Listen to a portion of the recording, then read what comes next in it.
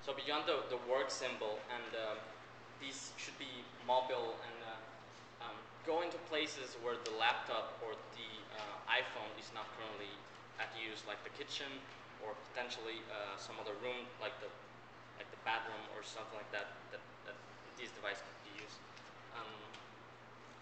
So the story, the world as we know it today, people is waking up. They're avid to get informed, to read their emails. The first thing they do, they watch the news, they connect to the web. We saw all these information of how growth of internet use is coming along, and yet the position where people is actually connecting is not comfortable, and they have some time like they feel tired. They relate that the use of their communication device to actually being on work, being not in a comfortable position. As you can see on that other picture, this guy is lying down in his bed, but he's still like trying to type out something. And this goes all the way through the day. They stay connected from morning till dawn. So 1% is like imagine access to the world by your bedside. So it's 7 a.m.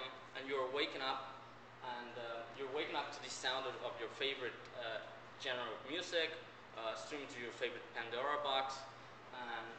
You're also checking your email, the weather, the daily news that you want. You're updating your Facebook status. You're watching your favorite TV show if you want, your YouTube, and you can be informed by the moment that you open your eyes, without like getting out from your undercovers. And you can see it like on a easy access device that is not small as the iPhone, but it's simple enough that you can carry it and have it by your bedside, and it's not as uncomfortable as having your laptop and getting warmed by it.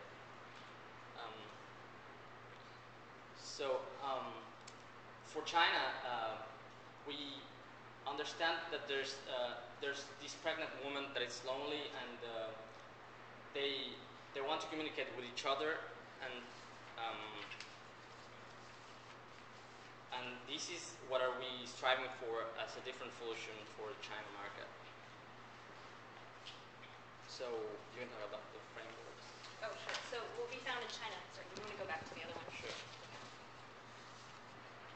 Okay, so what we found is for pregnant women, when we talk to them, that they have this big need of fulfilling their lonely needs. Their husband is off at work, their friends are at work, they're home by themselves, and it's just them, and they're somewhat immobile because they have this big, their big stomach.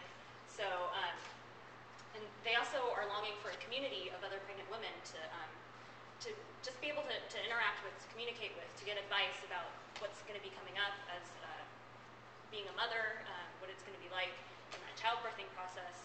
They want reassurance of this upcoming thing, because this is really their one shot at having a child, and they want it to be perfect. So we used Maslow's need hierarchy here, and we identified some of the basic needs here that they were able to meet their needs as it is now. So their physiological needs, that's met by eating the right foods to keep their bodies healthy so that their baby is healthy. There are a lot of cultural beliefs about different things that you can and cannot consume when you are pregnant. Safety is an issue, and so in that role, the radiation comes into play. So they need to be able to stay away from radiation because they believe that the radiation will be harmful to their baby when they are pregnant. But the needs that we found that are unmet are the social needs, their esteem needs, and self-actualization. They want to know that they're going to be good mothers. They want to know that that other people are out there that are in this with them, and they need that sort of community to help them in this process. They want to have their child's respect, and this esteem is going to make them have a self-awareness about being a mother. So what's really important here is the ability to connect one pregnant woman to another. There's a need to have guidance in this process of childbirth and childbearing. there's a need to increase the mother's confidence in her ability to be a good mother. And finally, the amount of radiation that this is going to emit has to be low. So some of the concepts that we came up with in our prototyping process is this idea of an electronic baby that would allow you to share the status of the baby online with other mothers. So basically, this is like a little robot baby that you would care for. And it has to be realistic enough to help the mother understand the basic principles of how to raise a baby, but it can't be too real. Otherwise, if the mother's not doing a good job with the e-baby, then when the actual baby comes, that could not turn out well. And the other idea that we explored is this idea of having an e-ink device, which has lower power, that might be perceived as being safer for a mother to interact with. And so we were thinking that could be a good way to interact with people online through a BBS and just be able to download content from the BBS and read it anywhere around the house without necessarily being connected to a wireless connection. They go to download the content. So here is one of our stories for the e-baby. On the right-hand side, this is the mother who doesn't have the e-baby, and she's watching a television screen here, which is radiating at her. And then in this one, here is a woman who has avoided all radiation, and she's just watching her goldfish. So you can see here, the baby comes along, and so the mother is excited about this opportunity to have this e-baby. The baby's crying, and so the mother's like starting to learn about how to deal with this baby that's crying, and she doesn't know what to do, so she's kind of starting to get used to this process.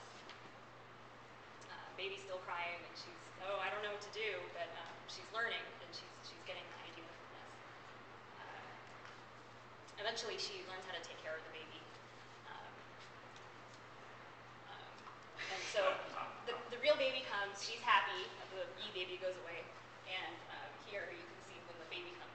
This mother who has no experience with having the e-baby, she's overwhelmed, doesn't know what to do with the real baby, and so she's overwhelmed. So that's it.